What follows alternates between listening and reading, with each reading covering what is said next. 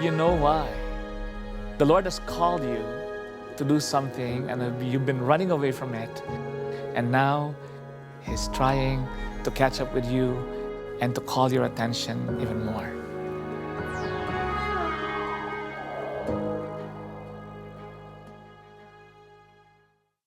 In 1972, in the northern island of the Philippines, my mother was very pregnant and was going to give birth anytime soon when a Benedictine monk showed up at the house and was the guest of the family. The Benedictine monk asked my mom, "What are you going to name this child?" My mom said, "I'm not sure yet, Father." And he said, "Well, you might want to name him after me." My mom says, "The name has to begin with letter S." And I says, "Perfect, my name is Santos," which begins with the letter S and ends with an S. And so when my mom gave birth, a couple of days later on, that baby boy was named Santos, which means saints, after that Benedictine monk. That kid grew up to be me. I grew up in an environment in northern Philippines where everyone is pretty Catholic. Mother was very, very devout, but also my father was a little bit struggling with some of his own personal issues as a human being.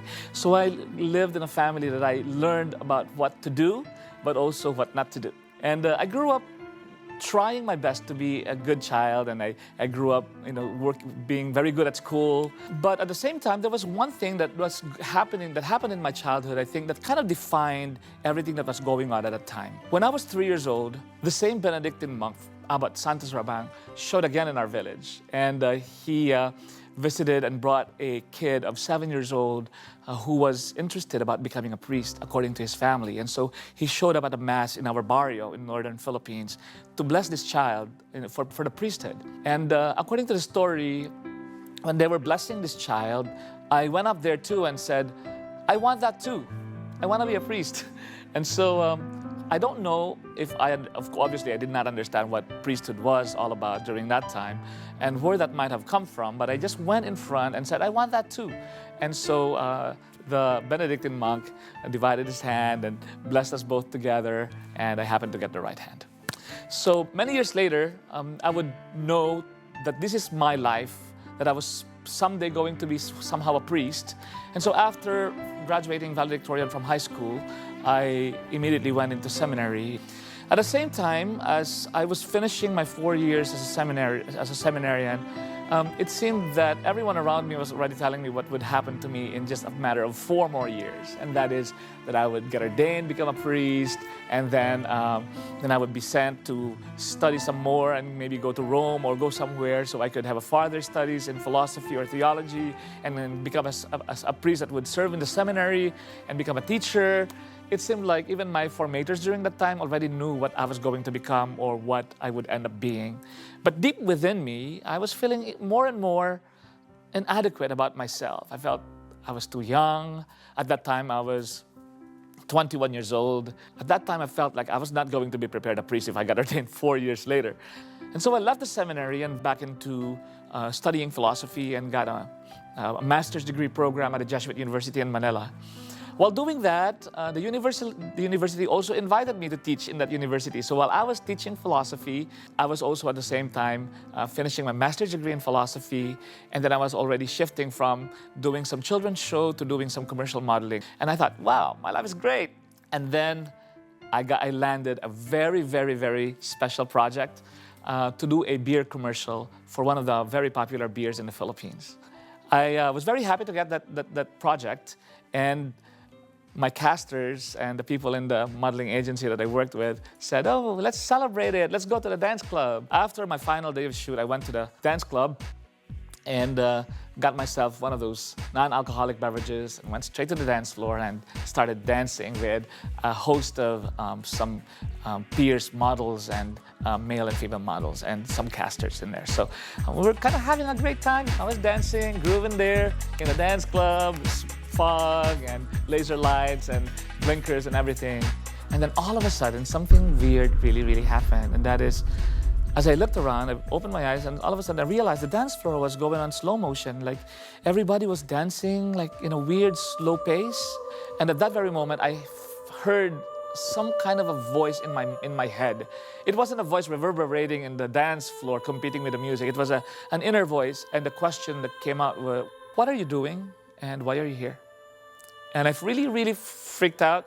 That was the beginning of probably an inner crisis deep within me, feeling uneasy about what I was doing, not feeling very satisfied with whatever else I was doing with my life. And in the midst of that crisis, one of my friends at the university told me that my former spiritual director, when I was back in the seminary, was also now in Manila.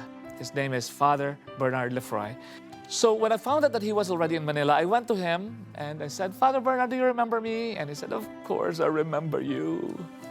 And I remember going straight into the question. I said, Father, I feel like I'm okay, I'm doing very well, I'm earning more than enough money that I wanted, but for some reason now I don't feel very good about it. I feel empty and I feel like I'm lost along the way.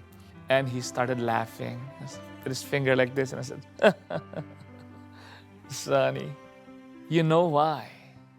The Lord has called you to do something and you've been running away from it, and now He's trying to catch up with you and to call your attention even more. I went back to my spiritual director, Father Bernard, and he said, Sonny, I don't tell this to all the seminarians and all the people discerning the priesthood, but I'm going to tell you this. You will be very successful and you will be very good to consider becoming a diocesan missionary. And I said, what's that?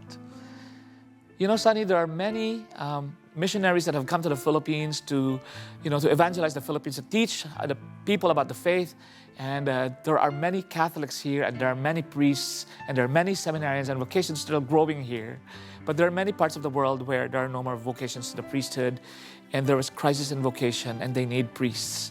It is time for the Philippines to give back, to go out there and serve those countries that used to send missionaries to the Philippines.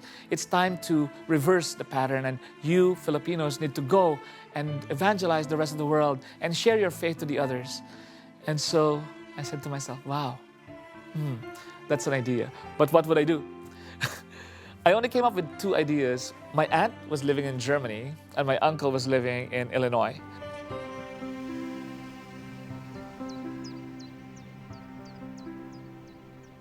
I came to the United States very, very quickly, and everything was smooth sailing. I finished 4 years of my seminary formation at Mundelein Seminary in the Lake County of the Chicagoland area. And before I knew it, I was ready for ordination. Preparing for ordination is both a crazy but amazingly enriching experience. The biggest challenge that I faced through all of this was that I realized at that point, and after trying twice, that my mother could not make it to the United States. Her visa application was denied twice. And at this point, it was a very sad situation for me, because if there's anybody who should be there on my ordination, it should have been my mom. Just the night before my ordination, I still haven't gotten rid of this sense of sorrow and pain and even resentment that my mother was not going to there on my ordination day. I called her and I told my mom on the phone, Mom, tell me at this moment to wait for you. I will not get ordained tomorrow, and I'll wait for you, and maybe I can go to the Philippines and get ordained there, or I could wait another year for the next ordination to come so that you can be here on my ordination. And my mother said, son, don't look back. The Lord has called you forward. The Lord is asking us to make a sacrifice, and we're going to do it with a good heart. And I will be there with you spiritually, and I will always be praying for you no matter what. But don't look back. Say yes to the Lord and get ordained. And that was a beautiful kind of witness and testimony again for my mother, even in that moment that I was getting ordained. But the following morning, as I was going to the cathedral of the Diocese of Joliet for ordination, I was driving to the cathedral. I had all my stuff in my car. And I was talking to God like I always did. God, this is kind of awful. And I was feeling still the sorrow in my heart at that time. Tears in my eyes as I was talking to God on my way to my ordination. And I said to God as I wiped my tears in my face like this, and I said, okay, God, if this is really not going to happen, I'd like you to not make me look miserable on my ordination. You better do something about this. I don't want to look sad on my ordination day. And so I kind of calmed down and got to the ordination. And I remember something happening to me very, very, very vividly. As the bishop laid hands on me on the day of my ordination, and as I knelt before him, some weird emotion suddenly surged from deep within my soul. And it was this surge of like utter joy. And I stood up after he laid hands on me like this, and I stood up like that, and I could feel the joy emanating from deep within me, and I couldn't help but giggle. It felt like I was having like gas, like laughing gas, and I was giggling deep within. And my sister was right of me at that ordination. Was like, "What's going on?" And I said, "I don't know, but I'm a priest." And throughout the rest of the Mass, I had this experience of just utter joy that was coming from deep within me, and I couldn't help but like giggle and laugh, and I was having goosebumps, and I didn't know how to control it. And I just felt like that was one of the most beautiful time in my life when the Lord gave me the joy on the day of my ordination. And for me, that was one of the most important things, because I feel like even today, 14 years later, I was meant to be a joyful priest. I was meant to share joy, to share love, to share forgiveness and compassion in the service of the Lord.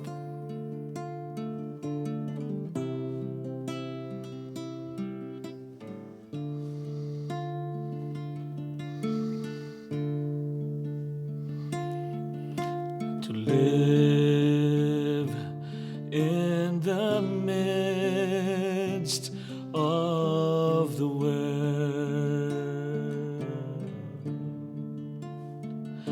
without desiring its pleasure. Father, you're American Spiritual Director in the Philippines in the Jesuit University, encouraged you to become a diocesan missionary in a country that needed it. You answered that call. You're actually the second Filipino to be ordained in the Diocese of Joliet and the first to consider the United States as your mission field. How did you come up? What led you to that decision, Father, that pivotal decision? For me, it was very simple. I was at a time of my life when I was really looking and making myself available for whatever God wanted me to do, because I was in discernment. I didn't know what God really wanted, even though I already sort of committing myself to be used by the Lord. Father Bernard Lefroy told me about the idea of becoming a diocesan missionary. I was like, what? I've never heard of this idea. But he said simply, go out there and make yourself available to a diocese or a community that needs priests. Because unlike in the past where the Philippines was receiving a lot of evangelization from the Western world, it's time for the Philippines to give back. And he told me that I would be one of those people that he would really encourage to do something like this. And so I was basically listening to the guidance of someone that I really, really respected, who knew me as my spiritual director for many years. So I was being told something by the right person, and I was basically making myself available. And then coming to the United States, it was both an idea that I thought was going to be simple, because I was already familiar with the culture. I already spoke the language. I pretty much know American, what American is, what American society is, even in the Philippines. And I thought it was going to be an easier transition.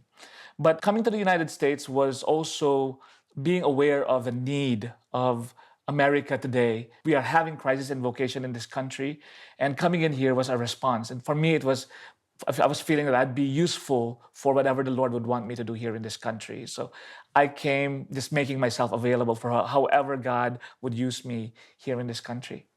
So, Father, as the pastor of this parish, St. John Paul II, you are into multimedia platforms, social media. You have a website, castleofsaints.com. You are on FB, Facebook. You used to be a columnist for 10 years in a newspaper, Filipino newspaper. And you were a support person for seminarians, Filipino seminarians. So you've maximized your background in the entertainment industry. How do you feel that it's impacting lives of people here in the United States? First of all, I want to just mention that I never thought how the things that I'm doing or I'm interested in would be used by God. Even my idea of being in show business, I was thinking, okay, show business is so far away from the idea of serving the Lord. That's kind of the general attitude about that. But I realized as I did my ministry here in the United States that the Lord really prepared me for the work that I was doing here.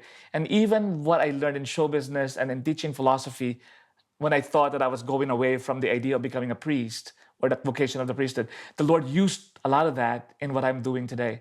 So whatever I'm doing in social media was just basically, again, making myself available out there when I know that there are people looking, and see if I can share a little bit of whatever I have in order to bring people closer to the Lord. I would be very happy. I remember I did several YouTube videos back from 2010, 2011, and there were some people that contacted me on YouTube and just asked questions about the faith. And before I knew it, they were wanting to become Catholic. And so I remember having guided a couple of people out of YouTube to connect with their pastor in their own church, one from California, another one from Canada, another one from somewhere else in the United States. And they were just wanting to connect. And so I was there to become sort of the entry point for some of these people to go back into the church, because they were browsing YouTube. They did not know that they would see someone there who was a priest. And so just being available so that the Lord may use me in however social media platform there is out there, I felt I was doing God's work. So it's really all about making yourself available, because it's not easy to put yourself out there, because you can also be a target to so many other things, but that's the risk of being a missionary. I felt like coming to the United States, I was not just being a missionary for the people that I am assigned with in a parish. I am also now, with all the good stuff that we enjoy here in this country, I'm now able to do my own version of evangelization through the social media platforms that I was able to use. For those who are wanting to enrich their spiritual life, their faith walk, give them like specifics, like what do they need to do to be able to go to that level? There's so many things, the thing is, the church is so rich, and our tradition, well, God is so rich. We begin with that. We begin with the idea that God is so rich, and He has given so much to us in order for us to have our own very personal walks. One of my favorite philosophers by the name of Hans George Gadamer once said that there are many pathways to the truth, and they're all good. But we as a church are given the most amazing pathways. For example, life of the saints. If you ever open the book of the life of the saints, you cannot help but be inspired by what all these men and women have done in their lives in order that to manifest to us what it is to embrace the Lord in your own life. And they are all kinds of different people with all kinds of different dysfunctions. I mean, we know, for example, St. Augustine had his problems with women. St. Camillus de Lilly had some gambling problems. I mean, the lives of the saints. I mean, Mother Teresa had dryness of birth. I mean, she had never felt, gifted by any consolation out of the work that she was doing. And yet they were so faithful. Yes. And in the midst of their own dysfunctions, their own trials and tribulations, they chose God. Yes. And just one of the ways by which we can really deepen our faith is knowing what others have done, the lives of the saints. I grew up listening to or reading stories of saints. I will not be here today if not for St. Francis of Assisi, my favorite saint. Your favorite saint. I was going to ask that. Right. Or St. John of the Cross, or St. Therese of Avila, and St. Therese of Lisieux. And of course, now my personal hero, St. John Paul II. Without these people, I would not be encouraged the way I am today in my own walk of faith as a priest. And if we only read their stories and get to know their stories, you have an ally of a community of saints, that's going to inspire you and pray for you. I mean, just that, you get to know them, and they're there in the heavens praying for your own walk of faith. I mean, that's awesome, right? Yes. So, lives of the saints, praying that. And there is value in meditating, and meditating the rosary is amazing. Again, as I said, it's never going to be boring, because whenever you're praying the rosary, you are thinking of the life of Jesus, the things that He did. When it's like a small Bible, He transfigured. I mean, just that, right? You're trying to imagine and picture in your mind and meditate on Jesus transfiguring before His apostles. I mean, that's already an enriching experience just to do that. But every time you do it, it's different, because the living Word of God is always different depending on what's going on in your life. It's always dialoguing with you. So to be able to engage in these dialogues with the Scripture, with our tradition, with these saints, is going to really deepen our lives, because they will challenge us to see the fundamental truths that we profess. That is the heavenly gifts of faith, hope, charity. Like encountering Him and having a personal relationship with That's Him. it. It always boils down to that. Yes. Because when Jesus came into the world, he came into the world and not just yelled up from the heavens and said, "You're all okay now." He came down and lived our life, talked our talk, died our death. One of my teachers in the seminary used to say that. And it's true. He's incarnate in us. He's incarnate in the world. He became man. He became man. So there is that kind of a purposefulness on his part, on the part of God. So it's supposed to be simple, and it's not something to be afraid of. It is simply something to embrace. And so whatever type of person you are, whatever you're struggling with, whatever your past is, the Lord is looking at you and inviting you, I have something better for you. And I want you to be the best person that you can become. Wow. That's absolutely true. My God, what a life, and it is yours, O priest of Jesus Christ, O priest of Jesus Christ.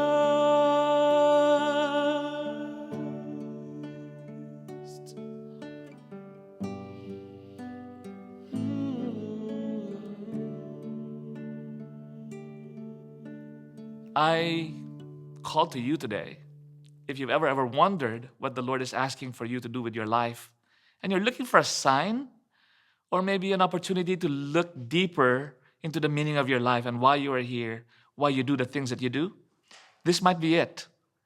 Consider this as a sign. It is a happy and holy and very healthy life. It's a challenging life, but it's full of meaning. It's like being in front of a really amazing concert, maybe a divine concert, and you're there on the front row, participating in this beautiful project. And you are able to see very, very clearly how God works in our church, in our world, and in people's lives today. Because Jesus, God, the high priest, is truly our passion and purpose. God bless you today and every day of your life.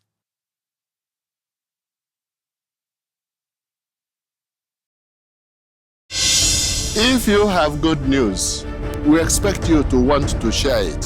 Salvation in Jesus Christ, the Son of God, who for love of us and for our salvation came down from heaven. Salvation in His name, and He is the only Savior, is what we are on earth for.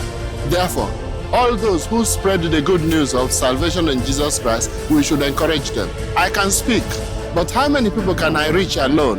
But the media, the television people, the radio, the newspapers, and all those who use the computer and its derivatives in various ways to spread the gospel, we must thank them, we must encourage them, we must work with them so that they can continue to spread the good news. There's so much news that is not so wonderful in the world, but there is also news that is wonderful on the gospel of Jesus Christ. We encourage them and beg God to bless them, especially the Shalom World TV. God bless you.